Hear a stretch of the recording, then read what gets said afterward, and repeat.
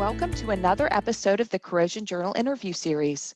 My name is Sammy Miles, and I'm the Managing Editor-in-Chief of Corrosion Journal, AMP's peer-reviewed scientific journal. Today, we welcome Oladis Troconis de Rincón as our guest. Oladis was the founder and former director for 30 years of the Centro de Estudios de Corrosion at the University of Zulia in Venezuela, where she is currently an advisor. She is also a visiting scientist at the University of Texas at San Antonio. Thank you for joining me today, Oladis. No, it's a pleasure to have this opportunity. Thanks, Sammy, to invite me. Well, to get us started, tell me a bit about your background. How did you get into corrosion? Of course. Let me first say that when I finished my chemical engineering career at the University of Zulia, we call University of Zulia LUZ, L-U-Z. I was presented with many job opportunities since I graduated at the time of the boom of petrochemical industry in the country. And although we were the second group that graduated from chemical engineering in Zulia State, the first group only have 2 engineers. I am the first woman to wear this title in Zulia State. At that time, I received excellent advice from my dear friend and my professional father, as I call him, Professor Roberto Rodriguez. He was the director of chemical engineering school. And also I used to be his TA when I was an undergraduate student. Thanks to him, I decided to join LUZ as a professor and came to the USA to study at the Oklahoma University, where luckily I also met an advisor who pointed me towards the area of corrosion, Dr. Carl Locke. Initially, I came to the United States to study polymers, but coincidentally, that subject was not open in that semester. And as my tutor, Dr. Carl Locke, handled both areas, polymers and corrosion, he suggested that I take first the corrosion course. Therefore, during that semester, I got a test of corrosion in the classroom and in the laboratory, since I supported my tutor by performing research in that area. At the end, different reasons allow me to change the area of my doctoral thesis to corrosion. For personal reasons, I had to return to my country and conclude my research at the United States with a master's degree. I finished my PhD studies in Venezuela in the area of fundamental and applied electrochemistry. When I returned to work at the university in Venezuela, LUZ, I wanted to continue in the area. In the area that I chose when I joined the university by competition, which was unitary operations. But it was my friend, Professor Cesar Garcia, who was the head of the basic chemical engineering area at that time, who convinced me to start the corrosion field, research and education in the country. Since I was trained in the area and was new, this area was new in the country. This area already had its foundation in LUZ with Professor Daniel Hernandez. He used to give a short course on a basic course on corrosion, but without any research.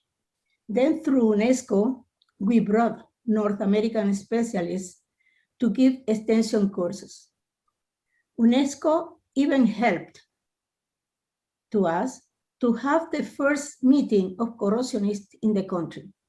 In this meeting, we already began to try to form a group of researchers in the area of atmospheric corrosion. And the group that was comprised of Professor Miguel Sanchez, Pedro Aragon, he from Argentina, and myself, in our university, began our arduous task of forming the corrosion laboratory, which we achieved on December 9th of 1977, a year after returning from the USA. From the beginning, we were convinced that a university professor, and especially an engineering faculty, should carry out not only teaching and research activity, but also activity with the industry. The latter would undoubtedly strengthen the first two in such a way that teaching would be enhanced. That is how that year, before the creation of the laboratory, I was able to be in Maravén, formerly Shell de Venezuela, exercising functions as a corrosion engineer, alongside my friend engineer Alexis Fernandez, a corrosion specialist with a lot of experience, with undoubtedly complemented my training in that area. Thus, we began our fight against corrosion, doing work related to the oil and petrochemical national industry. These were very hard, but very fruitful times. I remember that we had 20 students running their thesis, and we had to take turns working in the small space of our 20 square millimeters laboratory.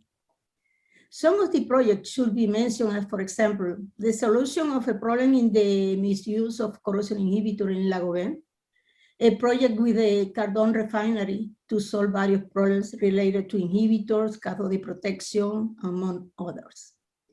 A lot of applied research, but also basic research was involved, since we did not solve only the problem, but also investigated the origin and mechanism of the failure. Later on, I took my sabbatical year and I spent it working as a corrosion engineer in the petrochemical industry, El Tablazo, in Venezuela, being the leader engineer in the evaluation of the electric plant during a maintenance shutdown, which undoubtedly increased my knowledge in internal corrosion. It was a very nice experience, really. On that occasion, my concern began with our majestic structure of the bridge of overlay Maracaibo, where one of the first projects carried out was related to the corrosion of the piers of the bridge over the lake. It was a project financed by CONICYT, now FONACYT in Venezuela, and the National Science Foundation here in the US, through the Oklahoma University, the one where I was, and Dr. Carlock was the person in charge of it here. This was the first project in conjunction with a university outside our country, where the first scanning electron microscope was acquired in our university. We worked in the laboratory for more than 15 years, and it was in 1993 when we managed to move to the today Centro de Estudios de Corrosion, where we have a great and excellent group, 17 professors and 2 technicians. Today, we have more than 40 years of operation, currently interrupted by the social, political, economical situation in our country. Excuse me. It is important to indicate that the Centro de Estudios de Corrosion, which was recognized both nationally and internationally, won the Distinguished Organization Award from NACE International in 2019. In the mid-90s, we also began the master degree in corrosion, unique in the American continent at that time. Today, we already have more than 80 magisters trained. In 2008, the doctoral program in engineering at our university started, where we had 30% of the total students in the engineering faculty. Currently, I am a visiting professor at the University of Texas in San Antonio, working in several projects related to reinforced concrete structures. Next to my beloved daughter, Professor Oladis Troconis fulfilling one of the greatest dreams in my life. That is, in short, my career in corrosion. Thank you for sharing. No, that's fantastic. I know you touched on this. You touched on this a little in the last question, but what are some of the different projects you've worked on during your career? Even though I have been developing research areas, especially in applied research solving problems in the national oil industry, is the one is more important in our country, opening several lines of research at the Centro Estudios de Corrosion. My main research areas are atmospheric corrosion and corrosion in reinforced concrete structures. Therefore, I will summarize the contribution that I believe I or we, because it's a group, it's our group, we provided together with my group, of course, at the national and international level in these two research areas. At national level, my favorite project was the evaluation, rehabilitation of the bridge of the over the Lake Maracaibo.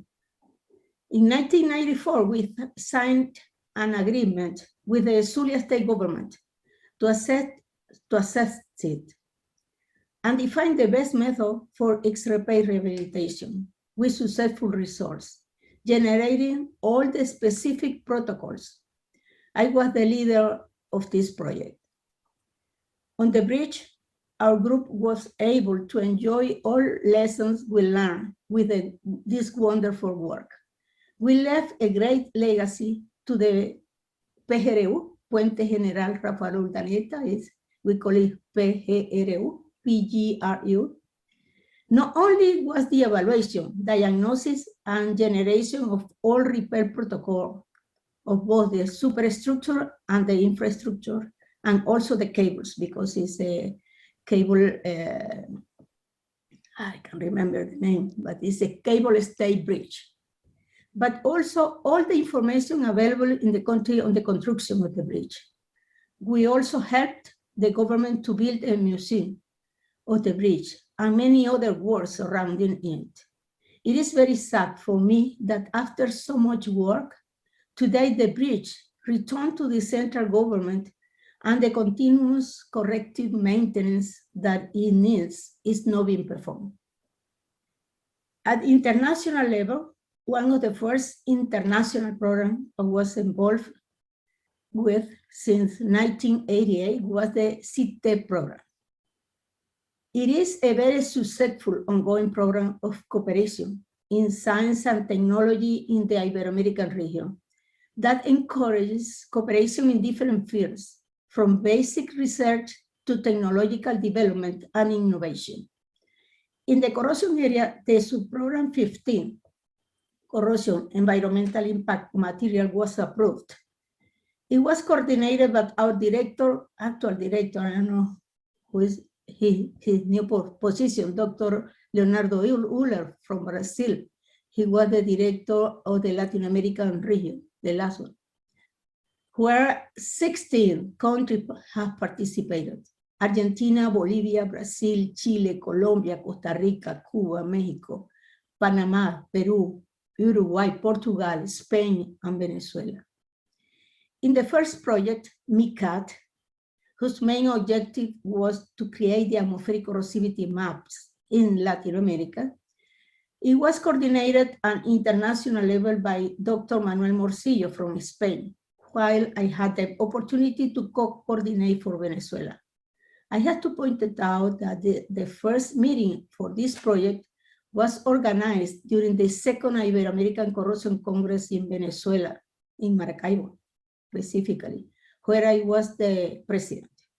This event was supported by NACE International.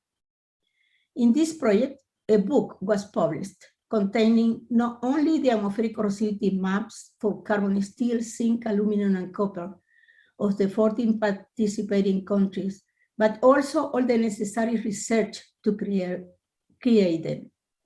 Because of the variety of microclimates analyzed and the high corrosiveness of some of them, particularly in tropical environment, our environment, specifically in Venezuela, the result of this project helped the committee in charge of the ISO 9223 norm to increase its corrosiveness category from C5, very high corrosiveness, 80 to 200 micrometers per year, to CX, extreme corrosiveness,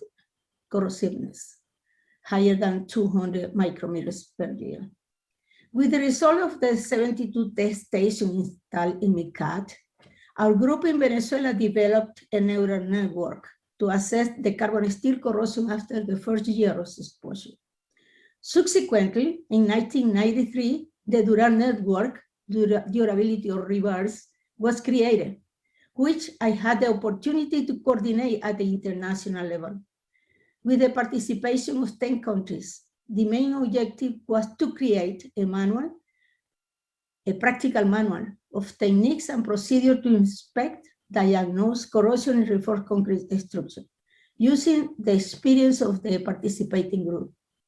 This manual is now a reference in the courses in the area of corrosion, given in our universities in Latin America, with more than 6,000 manuals being sold in Spanish and English. Also, NACE International made the last edition of this manual. After the end of MICAT and Durar, the Patina and Duracon project and the Rehabilitar Network were born. The last one was coordinated international by Dr. Paulo Lene from Brazil, while I was the coordinator for Venezuela. In the first Patina, anti-corrosive protection of material to the atmosphere, all existing organic and inorganic coating for carbon steel, galvanized, and aluminum were assessed. Again, a book was written, which at the end has a chapter for the selection of the type of coating to use, depending on the exposure environment. In Rehabilitar, Rehabilitation and Protection Reinforced Concrete Structure, a manual was also published, presenting rehabilitation technique, not only from a corrosion point of view, but also from a structural point of view, with many practical examples. In the Duracon project, influence of the action of the environment on the durability of rebar, where I had the opportunity to be the international coordinator, more than 45 test stations were installed in marine and urban environment, and the results after 20 years of assessment have contributed to the generation of durability standards in our countries, and many publications. One of them even won the award for best published paper in the Corrosion Journal in 2017, remember? Mm-hmm. More recently, in 2009, the Preventive Network was created, Prevention of Pathological Problems in Concrete Structure, no longer by CITED, but by CIAN project. CIAN is an inter-American collaboration on materials. And it was coordinated by Dr. Pedro Castro from Mexico, and I was the coordinator for Venezuela. This network also published a book providing guidelines on how to prevent pathological problems during the design, construction, use, and repair rehabilitation reinforced concrete structure with specific practical examples. As you can see, there is a lot of collaboration projects and therefore networking between the professionals in the Ibero-American countries. That's great to hear. So out of all of these projects, what was your favorite? I know you mentioned one of them that you really enjoyed working on, but are there other favorites or? Yeah, as you saw, I have several because the one I showed was just some of them. But my favorite is my experience in the bridge. Is unforgettable. Due to not only the great experience we had here in evaluating reinforced concrete structure, but all the students that gained a lot of knowledge working in the evaluation and research that was performed to find the best corrosion control method for all the parts comprising the bridge.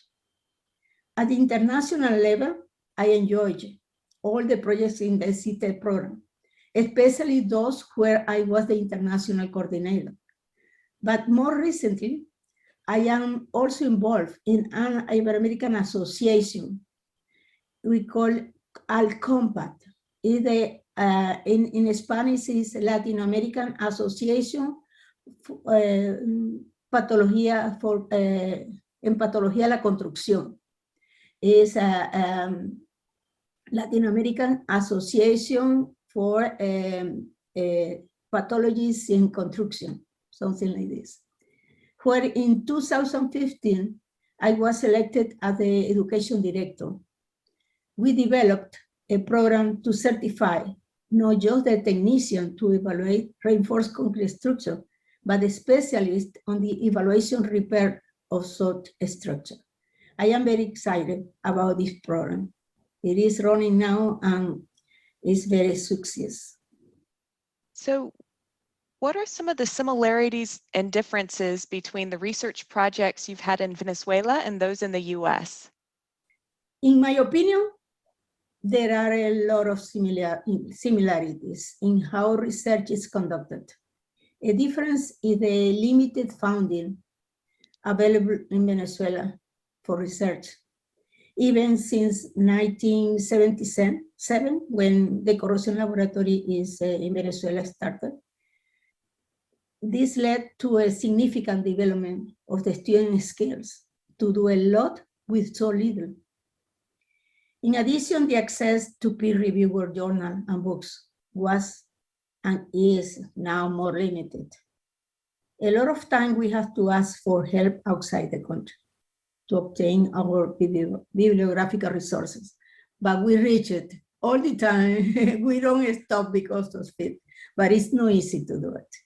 I think this is, in short, what I think about this. The rest, I think, is similar.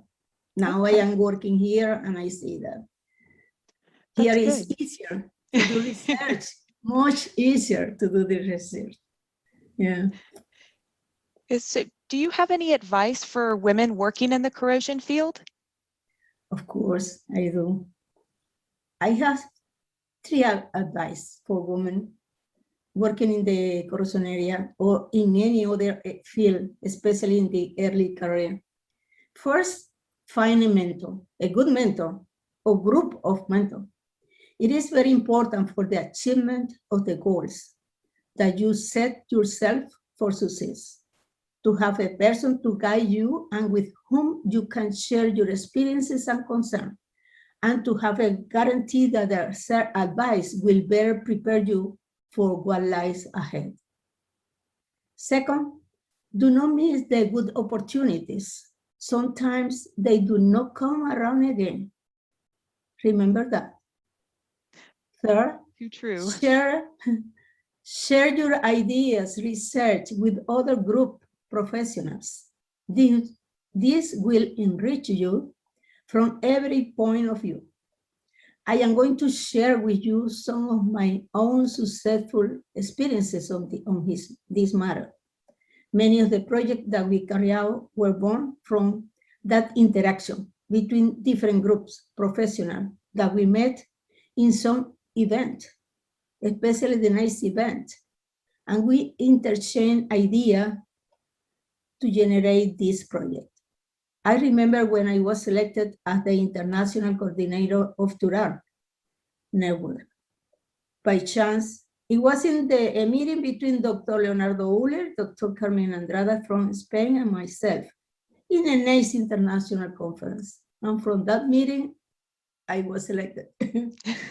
Also, we talked to the other people from other countries, but they were the one has to decide. Finally, I want to tell to the woman that within this mixture of values that shapes global society, a woman engineer, as any other woman, cannot be wrong to fully define her objective, which are framed within the same principles that have governed us since aforetime, and must be cultivated with greater dedication and professionalism, which is the family. The family. Family is my greatest treasure and my greatest love charm in this life. This is the most important thing that we must have in our minds, since it is our greatest support to be able to carry out our personal and professional activities successfully. When everything I have received from my family passes through my mind, I dare to tell my student that the family is the seedbed that shapes the personality in the individual. One of the values that more strongly intervenes in the success of any activity that a human being decides to perform. I like that. Thank you. Before we sign off, let's do a few rapid fire questions so that our listeners can get to know you a bit better. So to start with, who is your hero or your mentor? Yeah, my heroes and my mentors are different. My first heroes were my parents, and now my husband, also my children, also are my leader heroes. No leader, now all of them are women or men. In relation to my mentors, I have several. Dr. Jose Ferrer was my advisor in getting the chemical engineering degree. In Venezuela, we have to have a thesis to get the chemical engineering degrees, and he was my advisor in my thesis. Professor Roberto Rodriguez guided me and suggested me, as you heard, to stay at the University of Zulia and compete to be a professor instead of accept a job at the petroleum or petrochemical industry. He knew that I deeply enjoyed to perform research and teach. I was his teacher assistant in his classes at the university. When I got a chemical engineering degree, I had a lot of job offers from this industry. I had to point out that at that time I graduated, it was the beginning of the petrochemical industry in the country. I also have to tell you that the way a professor in our country begins to work at the university is different than here in the USA. An educator can enter in the university as an instructor in formation. And during this time, the person has a mentor and training on how to teach, but also how to finish her master degrees in the specific area chosen. In my case, my mentor motivated me to come to the USA to enroll in a graduate program, and I chose to study at Oklahoma University, where I found another mentor, Dr. Carl Locke. As I said before, he was the one that introduced me in the area of corrosion. At first, I had a scholarship from the University of Zulia to come to the US to get the PhD, but in the area of polymer, as I said at the beginning. But Dr. Locke convinced me to change from polymer to corrosion, and since then, I fell in love with corrosion. Maybe, Sammy, you are wondering, why polymer? You know, we had the boom in the petrochemical industry.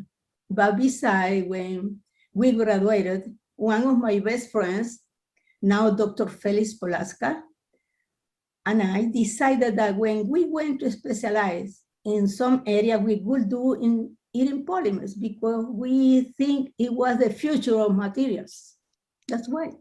Okay.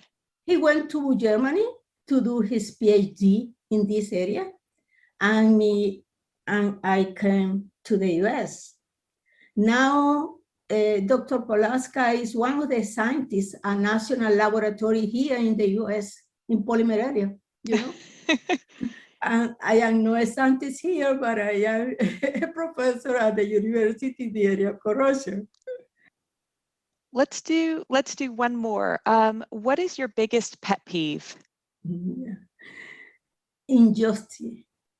I can stand injustice. Mm-hmm.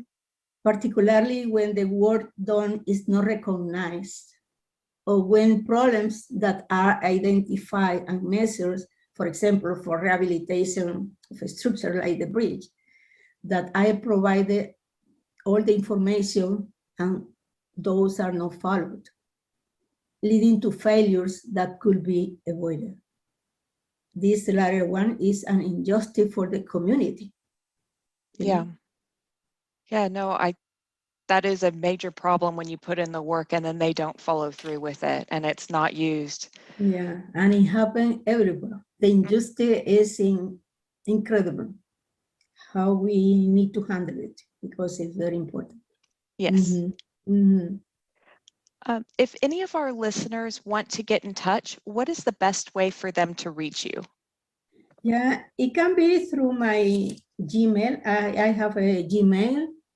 Is Oladis, Oladis, tdr.gmail.com. Okay. Okay. And also I have an institutional mail. Is Oladis Troconis, and then a dot, Gmail, UTSA .edu. Okay. You understood? Yes. Do you Yes. understand? Okay. And we'll go ahead and we'll post that with the episode so that people can see it there as well if they want to look it up later. Of course. I'll be glad to do it. Excellent. And thank you again for the invitation. I enjoyed it. Thank you so much. And with that, I'm Sammy Miles, and I'm here with Oladis Troconis de Rincón. And thanks for listening to another episode of Corrosion Journal's interview series. If you want to learn more about the journal, make sure to visit corrosionjournal.org. You can subscribe to AMP podcasts if you haven't already on Apple, Google, Spotify, and all the major distributors. And you can also find all episodes of AMP podcasts on amp.org. That is ampp.org. And we'll be back soon with another episode. Thanks for listening.